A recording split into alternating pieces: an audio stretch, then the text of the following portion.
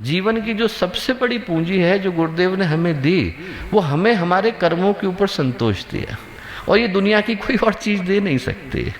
आपको पैसा मिल जाएगा, कोई न कोई छीन ही लेगा। आपको पद मिल जाएगा, एक न एक दिन तो चला ही जाएगा।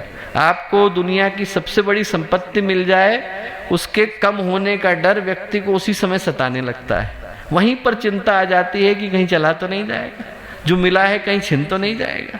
और जो व्यक्तित्व है वो अकेला ऐसा है कि जब व्यक्ति को मिलता है तो मिलने के बाद संतोष ही आता है।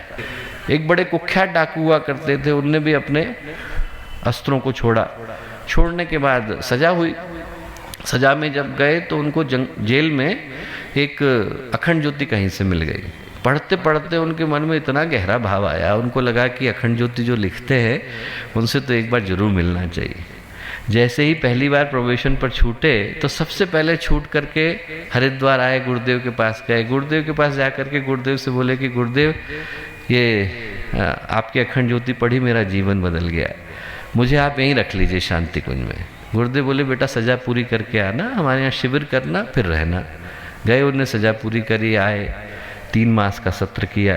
करने के बाद कंधे पे झोला टांगा। जो लोग पुराने बैठे हैं यहाँ वो जानते हैं, उस समय में परिव्राजक के सत्र चलते थे, चलते अभी भी है, पर उस समय प्रवृज्जा के लिए लोगों को निकलना पड़ता था। तो गुरुदेव के पास गए, कहाँ जाएं?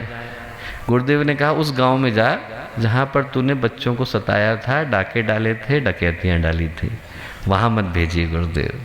बोले और किसी जगह भेज दीजिए आप। बोले मैंने वहाँ लोगों को इतना सताया है कि मैं दोबारा जा नहीं पाऊँगा। गुरुदेव बोले नहीं नहीं जा बेटा।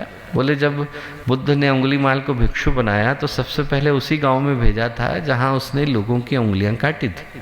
तो अच्छा इंसान बन गया है, इसका प्रमाण तो तभी मिलेगा जब वो उन लोगों के मध्य में जाकर के खड़ा होगा जिनके साथ तूने दुराचार किया था।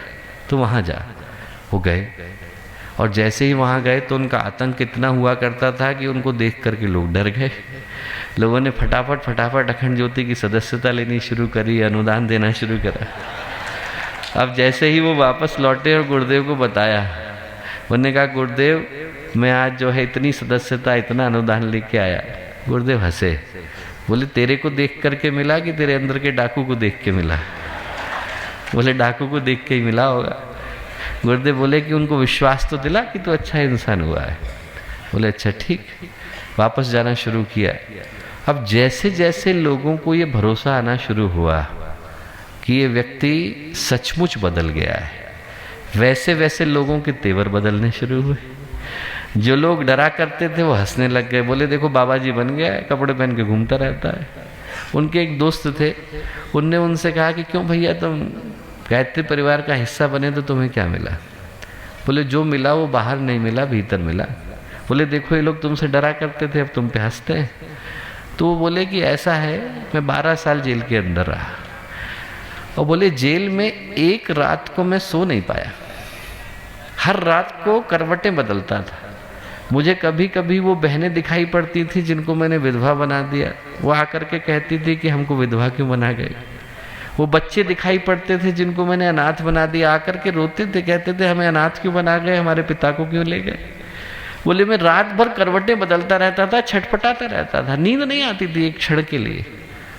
बोले आज की तारीख में दुनिया हंसती होगी पर मुझे पता है कि मैं सही उद्देश्य के लिए जी रहा हूँ। बोले जो संतोष मुझे भीतर मिला अच्छे काम को करने का, वो दुनिया की और कोई शक्ति नहीं दिला पाई। दुनिया हंसती होगी, मैं चैन की नींद सोता हूँ क्योंकि मुझे पता है कि मैं सही उद्देश्य के लिए जी रहा हूँ। हमारे YouTube चैनल शांति कुंज वीडियो गायत्री परिवार को सब्सक्राइब करें एवं बेल आइकन जरूर दबाएं ताकि गायत्री परिवार की विभिन्न गतिविधियों की जानकारी आपको मिलती रहे।